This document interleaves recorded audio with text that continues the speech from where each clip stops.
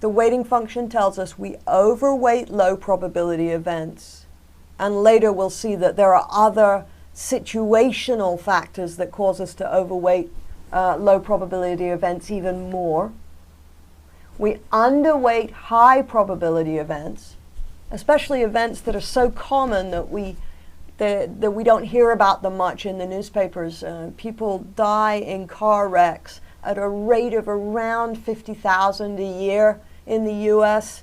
We don't really think about that because, sadly but true, car wrecks are somewhat commonplace. So we don't hear a lot about them in the media, almost because they happen a lot.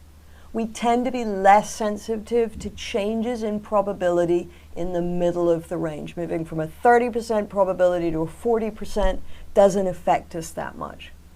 But moving from 0 to 10% or 90% to certainty, those are much bigger impacts. Let's just finish this with a couple of quick examples. Catastrophe potential. We really have an increased perception of risk for activities that may injure or kill a large number of people violently and immediately. If we've seen an example of that in the past, like I said earlier, a lot of Americans switched to driving from flying after 9/11 because the immediacy, the drama, the horror of being in a plane or imagining being in a plane was so great, even though the probability after 9/11 that you were going to be killed in a flight was, if anything, lower because security was raised so much. People moved to cars.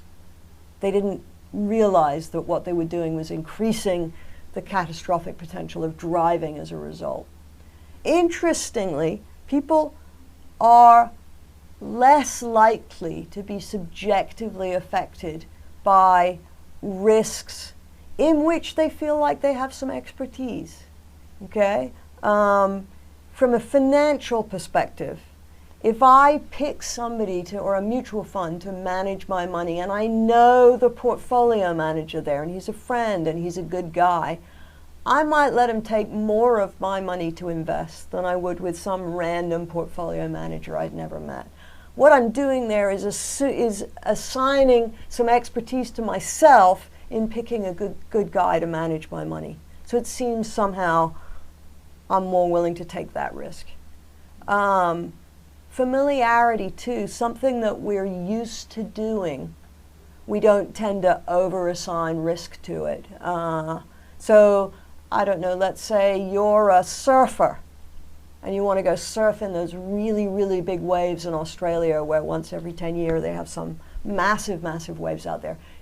If you're not a surfer, that would seem like the probability of a catastrophic outcome from that would be absolutely huge. But if you're an expert surfer, you know you can handle it. It's really familiar environment to you. It just doesn't seem that risky to you. If anything, in fact, you might underweight the risk in that context. So a final example of where we might see people putting lower subjective probability weight is when they choose to engage in a certain type of activity.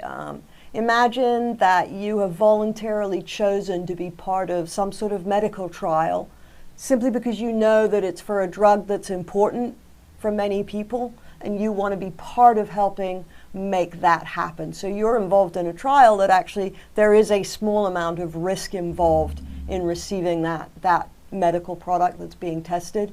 But because you have volunteered to be engaged in this, you're not excessively overweighting the risky probability because it's your choice to get involved in the first place.